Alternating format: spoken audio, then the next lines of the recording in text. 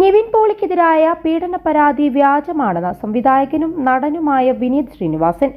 പരാതിക്കാരി പറയുന്ന ദിവസം നിവിൻ തനിക്കൊപ്പം വർഷങ്ങൾക്കിപ്പുറമെന്ന ഷൂട്ടിംഗ് ലൊക്കേഷനിലായിരുന്നുവെന്ന് താരം പറഞ്ഞു. നിവിൻ ലൊക്കേഷനിൽ ഉണ്ടായിരുന്നതിന്റെ ഫോട്ടോകൾ ഉൾപ്പെടെയുള്ള തെളിവുകൾ കയ്യിലുണ്ടെന്നും വിനീത് ശ്രീനിവാസൻ പറഞ്ഞു. തന്റെ ഷൂട്ടിംഗ് ലൊക്കേഷനിൽ നിന്നും ആലുവയിലുള്ള ഫാർമ എന്ന വെബ് സീരീസിന്റെ ലൊക്കേഷനിലേക്കാണ് നിവിൻ പോയതെന്നും വിനീത് വ്യക്തമാക്കി. അതേസമയം അടുത്ത ദിവസങ്ങളിൽ നിവിൻ തനിക്കൊപ്പമുണ്ടായിരുന്നുവെന്ന് ഫാർമയുടെ സംവിധായകൻ അരുണും വ്യക്തമാക്കി. നിവിൻ പോളിക്കെതിരെ നേര്യമംഗലം സ്വദേശിനിയാണ് പരാതി നൽകിയത്. സിനിമയിൽ അവസരം നൽകാമെന്ന് വാഗ്ദാനം ചെയ്ത് ദുബായിലെ ഹോട്ടൽ മുറിയിൽ കെട്ടിയിട്ട് പീഡിപ്പിച്ചുവെന്നാണ് പരാതി.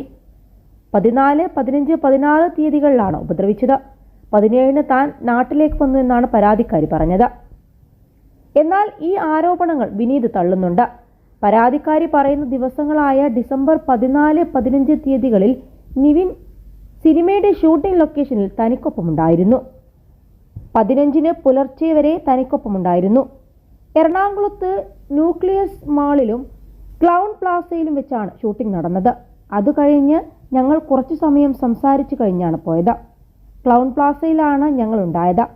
അവൻ എന്നോട് പറഞ്ഞ് ഫാർമ എന്ന വെബ് സീരീസിന്റെ ഷൂട്ടിന് പോവുകയാണെന്ന് പറഞ്ഞ് പോയതാണ്. നാട്ടിൽ തന്നെയായിരുന്നു അതിന്റെ ഷൂട്ടിങ്ങും. ക്ലൗൺ പ്ലാസയിൽ ചോദിച്ചാൽ നിവിന്റെ CCTV ഫുട്ടേജ് കിട്ടും. 300-ലധികം ജൂനിയർ ആർട്ടിസ്റ്റുകൾ അന്ന് നിവിനൊപ്പം ഉണ്ടായിരുന്നു സെറ്റിൽ. ഇവരൊക്കെ സാക്ഷികളാണ്. അന്ന് നിവിനൊപ്പം ഷൂട്ടിങ്ങിൽ നടി കൂടിയായ പാർവതി കൃഷ്ണയും ഉണ്ടായിരുന്നു. ആരോട് ചോദിച്ചാലും നിവിൻ അവിടെ ഉണ്ടായിരുന്നുവെന്ന് അറിയാം. അത്തരത്തിൽ നിരവധി തെളിവുകളുണ്ട്.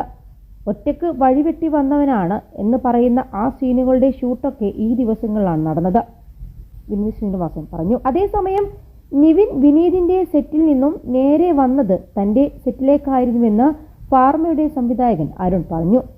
15, 16 എന്നീ തീയതികളിലെല്ലാം അദ്ദേഹം ഞങ്ങളുടെ കൂടെയുണ്ട്. അതിനിടയിൽ അദ്ദേഹത്തിന് വിദേശ യാത്ര ചെയ്യാൻ പോയിട്ട് യാത്ര ചെയ്യാൻ പോലും സാധിക്കില്ല.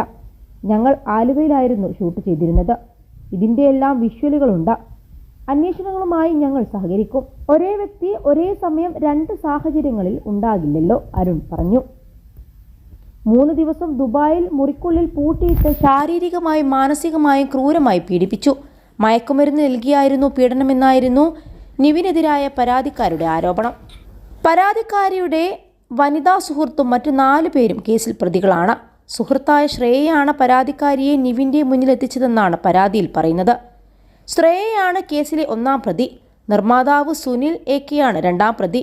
ഇതുകൂടാതെ മറ്റു 2 പേരും കേസിൽ പ്രതികളാണ്.